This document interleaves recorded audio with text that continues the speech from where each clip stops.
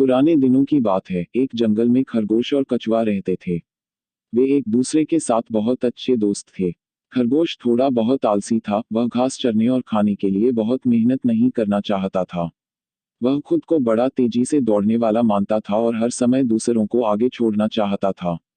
वह अपने तेज दौड़ने के बारे में इतना गर्व करता था कि उसे लगता था कि कोई भी उससे तेज दौड़ नहीं सकता है। वहीं कछुआ बहुत ही निर्णायक और धीरे धीरे चलने वाला था। वह बहुत ही सावधानीपूर्वक चलता था और हर चीज को ध्यान से समझने की कोशिश करता था। वह जानता था कि जीवन में सफलता के लिए सब्र और मेहनत की जरूरत होती है। एक दिन खरगोश ने कछुए को चुनौती दी, मैं तुमसे दौड़ में मुकाबला करने के लिए चुनौती देता हूँ। मैं तुम्हें अपनी तेज दौड़ में हराऊंगा। कछुआ धीरे धीरे उसके पास गया और कहा, दोस्त, हम अलग अलग ढंग से दौड़ते हैं और जीवन के लिए अलग अलग मार्ग चुनते हैं। दौड़ में हार जीत से कुछ नहीं बदलेगा। हमें अपने ढंग से खुश रहना चाहिए। खरगोश इस बात पर गुस्सा हुआ और बोला, तू बहुत धीरे है, तू मुझसे कभी जीत नहीं सकता है। इसके बाद दोस्तों के बीच दौड़ का मुकाबला आयोजित हुआ। खरगोश तैयार था अपनी रफ्तार के साथ दौड़ में भाग लेने के लिए।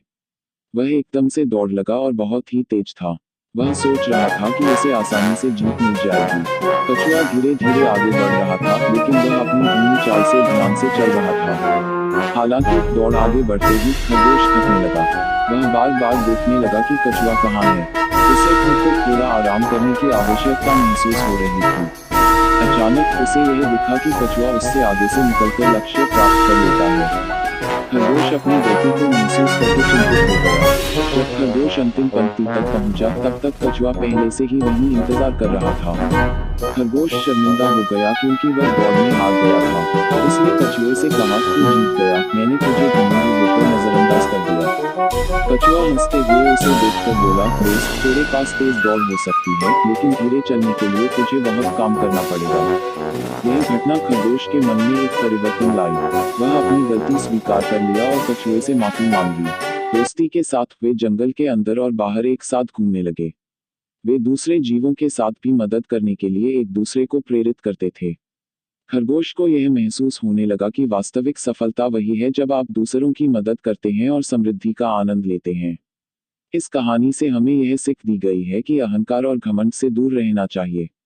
हमें हमेशा अपनी क्षमता को महसूस करना चाहिए, लेकिन हमें धीरज और समर्पण की आवश्यकता होती है। सफलता और जीवन में आराम इन दोनों गुणों के संग्रह में है। यह कहानी हमें शिक्षा देती है कि हमें अपने कर्तव्यों को ईमानदारी से निभाना चाहिए, आराम से चलने की कला को सीखना चाहिए और दूसरों की मदद करने का आदान प्रदान करना चाहिए। यह हमारे जीवन में सफलता और सुख का मार्ग प्रशस्त करेगी।